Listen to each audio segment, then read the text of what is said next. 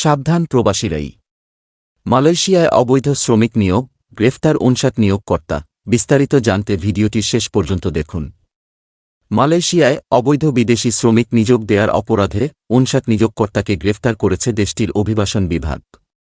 দেশটির Negeri Sembilan রাজ্যের অভিবাসন বিভাগ সূত্রে জানা গেছে, ২০২৩ সালে অভিবাসন বিভাগ কর্তৃক পরিচালিত অভিযানে এসব নিয়োগকর্তাকে গ্রেফতার করা হয়। এদিকে ২০২৪ সালের ফেব্রুয়ারি মাস পর্যন্ত সেরেম্বানে মোট ২ জন নিয়োগকর্তাকে গ্রেফতার করা হয়েছে।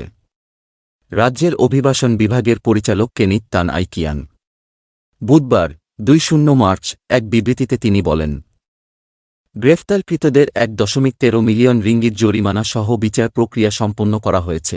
কেনিথ তান বলেন, নিয়োগকর্তাদের দ্বারা সংঘটিত অপরাধগুলোর মধ্যে ছিল অবৈধ অভিবাসীদের পার্টি রক্ষা করা, বৈধ অনুমতি ছাড়াই বিদেশি কর্মী নিয়োগ করা এবং অবৈধ অভিবাসীদের কোম্পানির প্রাঙ্গণে বসবাসের অনুমতি দেয়া। চলতি বছরের গত ফেব্রুয়ারি পর্যন্ত সেরেম্বানে মোট ২ জন নিয়োগকর্তাকে গ্রেফতার করা হয়েছে।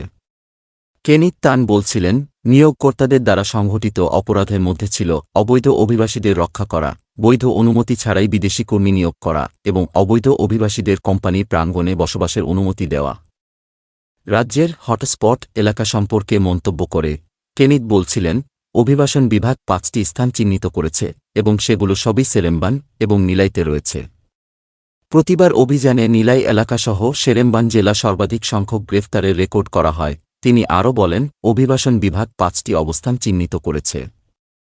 গত বছর ১,৭৭৩ জন অবৈধ অভিবাসীকে গ্রেফতার করা হয়েছিল। তাদের মধ্যে ১,৩৪১ জনকে সেরেম্বান ও ৫৫২ জন নিলাই এলাকার আশেপাশে থেকে গ্রেফতার করা হয়। রাজ্যজুড়ে ৬৯৯টি অভিযানে সেই সময়কালে মোট ৭,৮৫২ জন বিদেশির কাগজপত্র পরীক্ষা করা হয়।